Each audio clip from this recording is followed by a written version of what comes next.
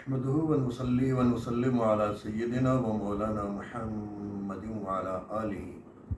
وأصحابه أجمعين أما بعد فأعوذ بالله من الشيطان الرجيم بسم الله الرحمن الرحيم إنما يخشى الله من عباده العلماء صدق الله العلي العظيم۔ معزز اور مکرم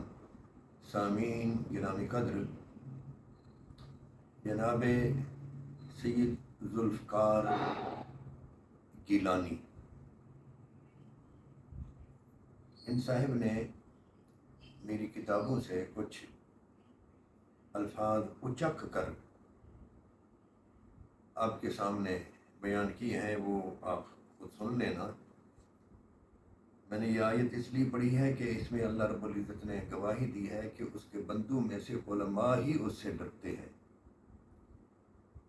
لیکن جب میں نے ذوالفقار گیلانی کا یہ بیان سنا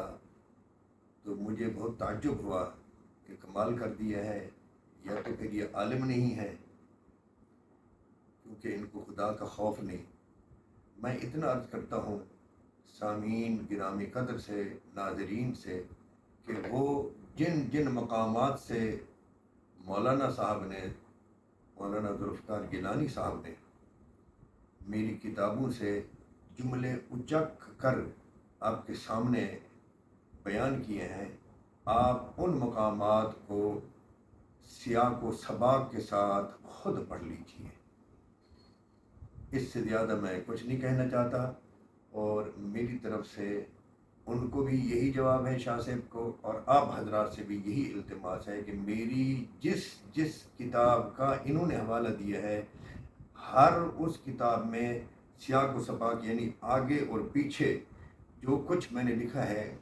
وہ پڑھ لیں، آپ پر واضح ہو جائے گا۔ میری کتاب میں جو کچھ شاہ صاحب نے بیان کیا اس سے بھی زیادہ حقائق ہیں، بڑے بڑے حقائق ہیں،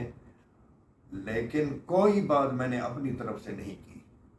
اور اگر کسی جگہ پر غلطی ہے تو علماء یا قارئین، ناظرین وہ مجھے بتا سکتے ہیں، اس لیے کہ رجوع کا دروازہ تو ہر وقت کھلا ہوا ہے۔ وما علینا الا البلاغ۔